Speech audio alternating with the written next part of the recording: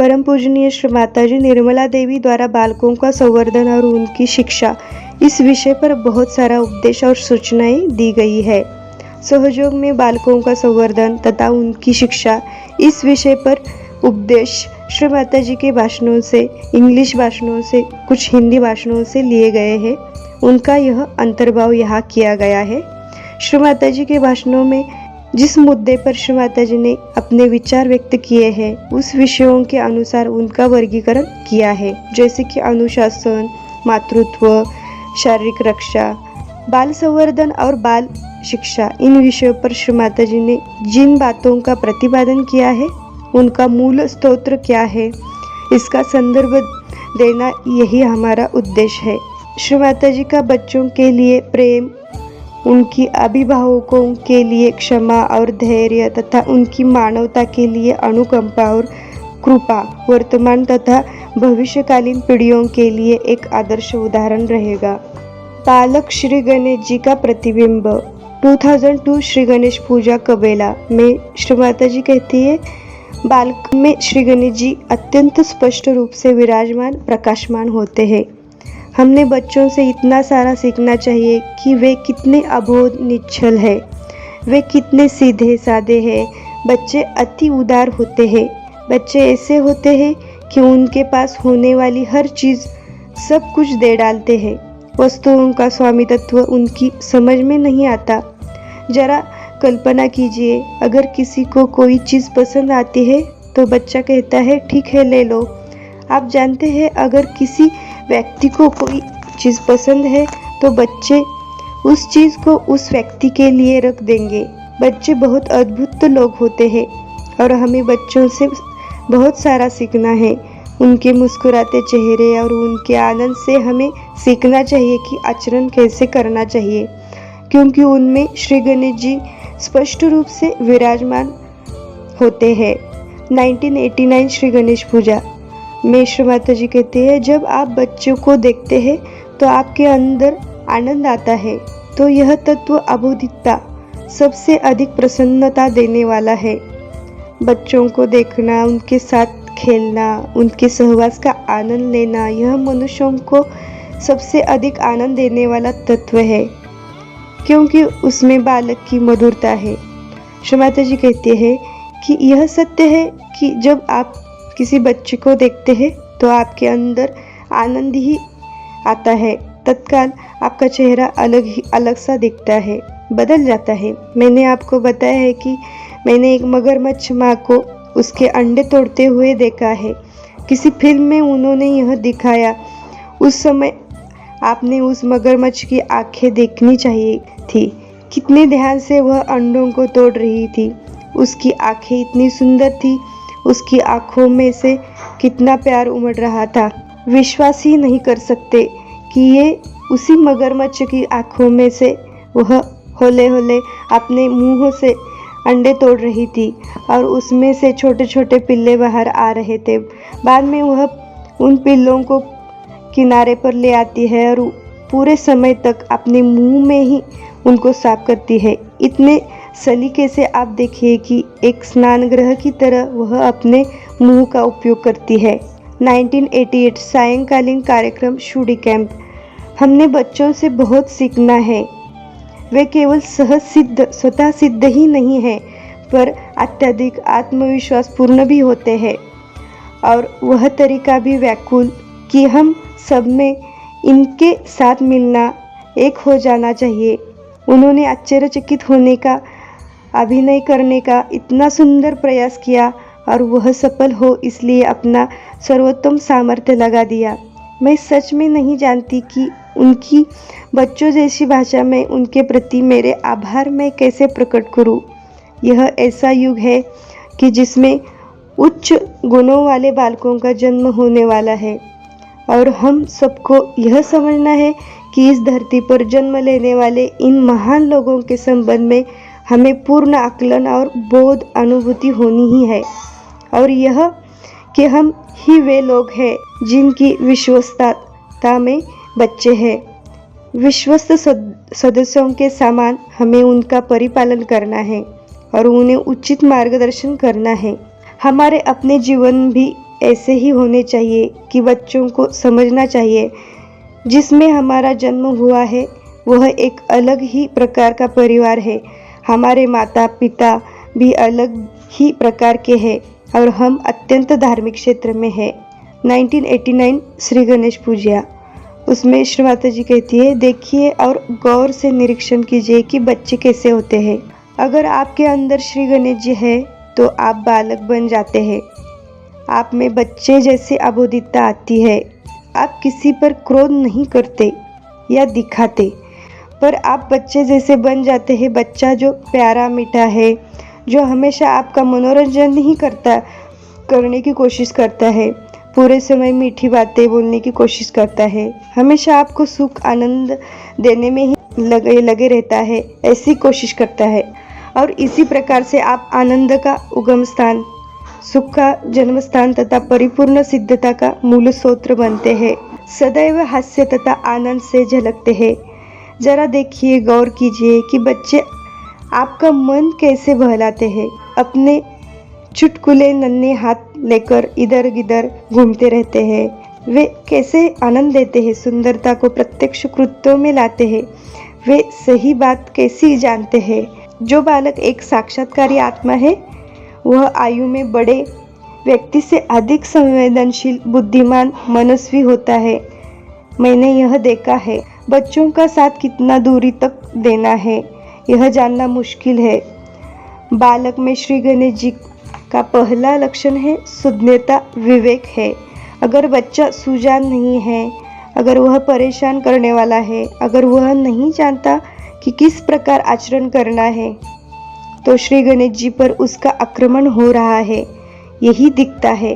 और आधुनिक काल में इन दिनों जैसा कि है, बच्चे अत्यधिक आक्रमणग्रस्त है।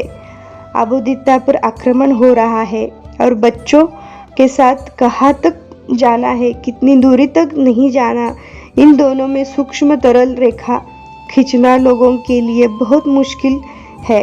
1985 बालक अभिभावक विद्यालय। मातृत्व सबसे बड़ी चीज़ है। मातृत्व सबसे ऊंची चीज़ है। मैं आपको बताती हूँ कि वंश, कोई भी वंश जहाँ श्रेष्ठ माताएं नहीं होती, नहीं रहता है, उसका अस्तित्व ही नहीं होता। जिस देश के पास उच्च गुणवत्ता वाली माताएं नहीं है वह अस्तित्व में रह ही नहीं सकता।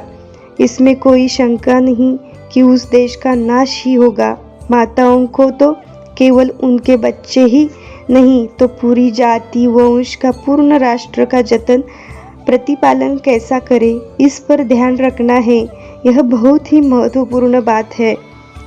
जहाँ जहाँ भी माताएं असफल हुई है तो राष्ट्र भी असफल, अपयश का भागी बन गया है। तो यह समझने का प्रयास कीजिए कि यह सब करना माता का कर्तव्य है। अगर माताएं स्वयं ही संकुचित मनोवृत्ति की है, माताएं स्वयं ही स्वार्थी हैं, तो संपूर्ण राष्ट्र भी वैसा ही होगा। माँ से ही बच्चे तक हर एक चीज़ संक्रमित होती है। 1980 बाल्य अवस्था के विषय पर श्री माता जी बोलती है, माँ होना और प्रत्येक व्यक्ति से प्रेम करना यह सबसे महान चीज़ है। आप देखिए, आप एक माँ है और एक माँ ने अपने बच्चों को जैसा प्यार देना चाहिए उसी तरह के प्यार से और गौरव से अपने आप को आपके बच्चों के साथ व्यवहार करना है। कुछ लोगों के लिए माँ के उच्च स्थान का स्वीकार करना बहुत ही मुश्किल होता है। वे सोचते हैं क्यों स्त्रियों ने ही क्यों माँ होना चाहिए। मैं कहती हूँ कि यह तो सबसे बड़ी चीज़ है। मेरी तरफ देखिए, माँ होना सबसे बड़ी बात है और प्रत्येक व्यक्ति से प्रेम करना भी। तो वे आप पर प्रेम और मार्गदर्शन के लिए निर्भर है। केवल प्रेम के लिए कहने के लिए कितनी बड़ी बात है। हे ईश्वर, आप ही देखते हैं मैं कितना दे सकती हूँ, मैं कितने प्याले पूरे भर सकती हूँ। यह कितनी महान अनुभूति है। मेरी इच्छा है कि माँ क्या है इस आप जानने की। मातृत्व तो आपको आपकी संतानों से और पोते पोतियों से सीखना है और विस्तारित होना है। 1982 पीपी डर्बी में श्री माता जी कहती है, एक माता की गरिमा प्रतिष्ठा का आदर किया जाना आवश्यक है। आप सब में अपनी माताओं का बहुत ही आदर किया, इस बारे में मैं निश्शंक हूँ। पर अब माँ होने पर आपका आदर किया जाएगा या नहीं, यह मैं नहीं जानती। एक बार यह बात प्रस्तापित हो गई कि माँ ही उच्चतम स्थिति श्रेणी है जिसे स्त्री प्राप्त कर सकती है और स्त्री माँ का आदर किया जाना चाहिए, तो स्त्रियों के बीच में भी सब प्राथमिकताएं बदल जाएगी, क्योंकि वे क्या कर सकती है, माँ के रूप में उन्हें कोई भी स्थान नहीं, तो अपने बच्चों से वे ऊब जाती है। वे सोचती है इस मातृत्व का उपयोग ही क्या है, यह तो एक आभार विहीन कार्य है। यह सब तब बदल सकता है जब मनुष्य अंदर से बदल जाता है, जबकि रूपांतरण घटित होता है। 1985 नवरात्रि पूजा में श्री माता जी कहती है, मातृत्व गुरु भाव गुरु तत्व से अधिक महत्वपूर्ण है, क्योंकि गुरु वह है जो आपको प्रशिक्षित करते हैं, आपको कार्यक्षम बनाते हैं। वह आपको क्षमा करती है, आपसे प्रेम करती है, आपका भरण पोषण करती है और प्रेम कैसे करना है यह आपको सिखाती है। उसके पास अत्यधिक सहिष्णुता और अत्यधिक प्रेम है और वह अकेली यह सब करती है। आपसे उसकी कोई भी अपेक्षा नहीं है। पूर्ण रूप से निस्वार्थता, या बहुत छोटा शब्द है ऐसा मैंने कहना चाहिए। यह तो इतनी विस्तारित विशाल करुणा अनुकंपा है कि जो कुछ भी गलत हो उस हर चीज़ को वह डुबो देती है, घोल देती है, उसे पचाकर जीर्ण कर देती है और अपने में समा लेती है। तो सब सहयोगियों के लिए नवरात्रि का दिन बहुत महान है, क्योंकि तब उसमें माता ने सीता जैसा रूप धारण किया। सीता श्री राम की शक्ति थी। एक मौन संभावना पीड़ा कष्ट, उसने कितनी पीड़ा झेली, कितना दुख भोगा। उसके बाद में उसने राधा का रूप लिया। फिर वह सरस्वती 5 शक्तियों के रूप में आई, जो शक्तियाँ श्री कृष्ण की 5 पत्नियाँ थी। उसके बाद में वह मेरी बन कर आई। वह तो सर्वाधिक पीड़ा थी। मैं सोचती हूँ कि अपने बेटे को क्रूस पर चढ़ाते देखना, सबके बीच से गुजरना पड़ा। वह सब नाटक देखना बहुत अधिक पीड़ादायक था, पर इन सब पीड़ाओं को वह सहती गई, क्योंकि आप सबको आपका आज्ञा चक्र पार करना था, इसलिए उसे अपने पुत्र का बलिदान करना पड़ा। यह सब करना एक पिता के लिए सहज सरल है, पर माँ के लिए बहुत ही कठिन है।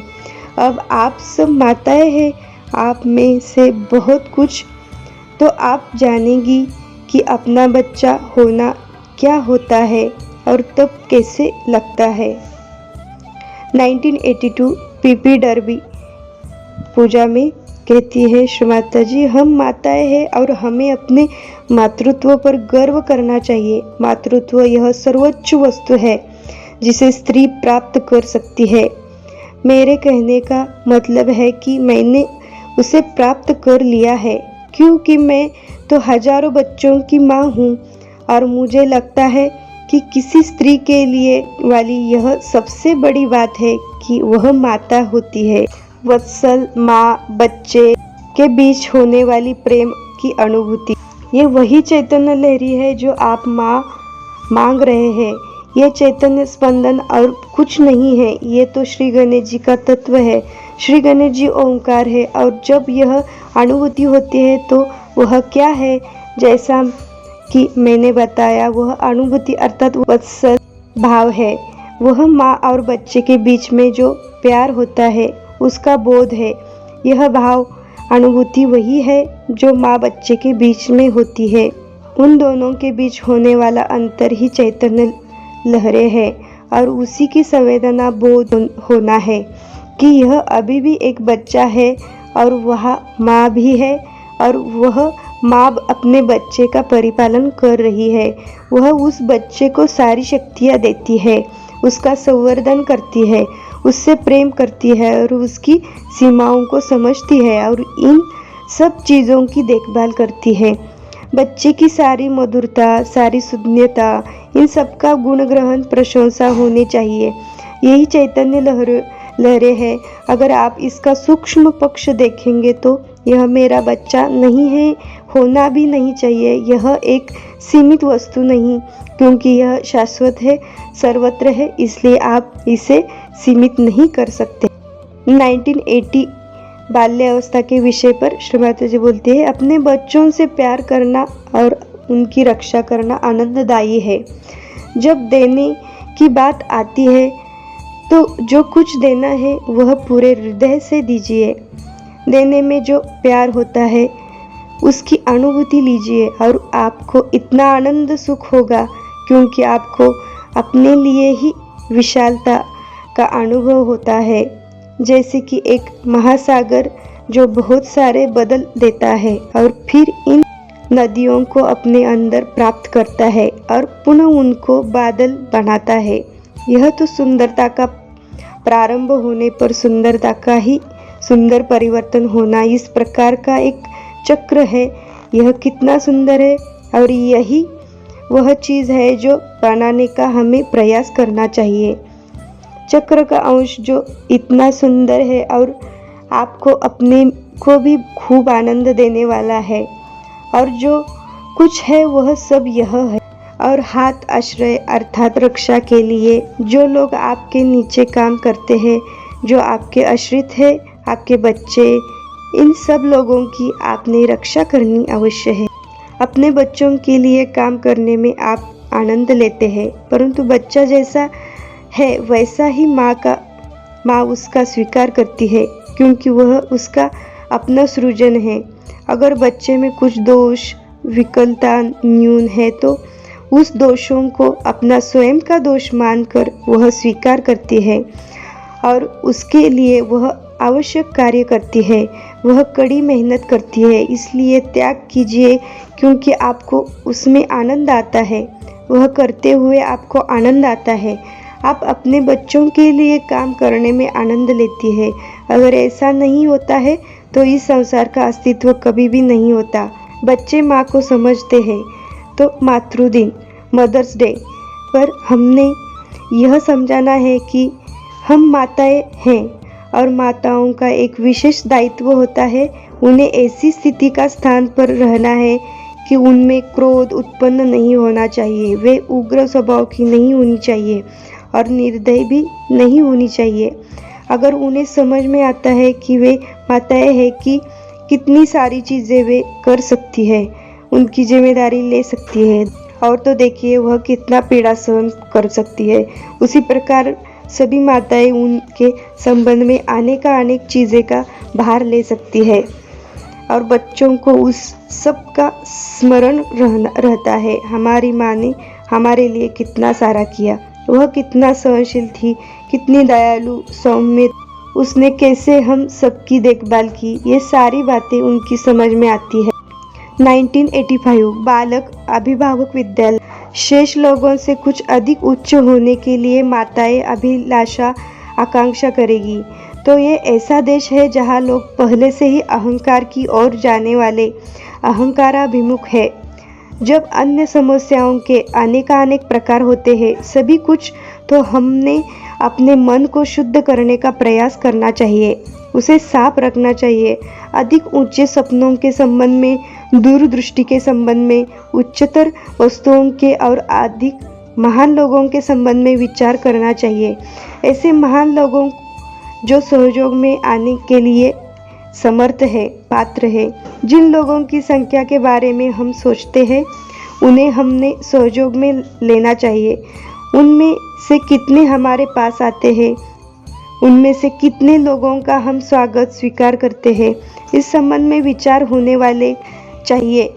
आप देखिए कि ये सारी चीज़ें आपको उदात्त, उन्नत बनाती है और मस्तिष्क का यह सब उदात्तीकरण आपको उस प्रकार की शक्ति देता है जिसके द्वारा आप वास्तव में आपके बच्चों की सहायता करते हैं। मान लीजिए कि पिता शराबी है पर बेटा उस बात का कभी स्मरण ही नहीं करता, वह स्मरण करना ही नहीं चाहता। एक पिता जो एक खूनी या चोर है, उसके लिए किसी भी पुत्र को सुखी नहीं लगता, भले ही वह पुत्र कह दे कि वह मनुष्य मेरा पिता है। परंतु पिता तो आदर्श तत्व होता है, पिता जो त्याग बलिदान है, एक पिता जिसके संबंध में कुछ विशेष बात है, तो ऐसे पिता का स्मरण तो प्रत्येक संतान करेगी। जो पिता उग्र स्वभाव का होता है या क्रोधी लोगों के प्रकार में होता है, उसे बच्चे मान लेंगे या उसके वश में रहेंगे या आएंगे, संभव है, पर इस प्रकार के पिता का स्मरण बच्चे को इतना अधिक नहीं होगा। ऐसे पिता के लिए उसके मन में आदर नहीं होगा। तो आदर करना, किसी वस्तु को प्राप्त करना, ये तो परस्परा संबंध बात है। आपने से आचरण करना चाहिए जो आदरणीय है, और माँ के संबंध में तो ऐसी कल्पना है कि वह पूजनीय होनी चाहिए।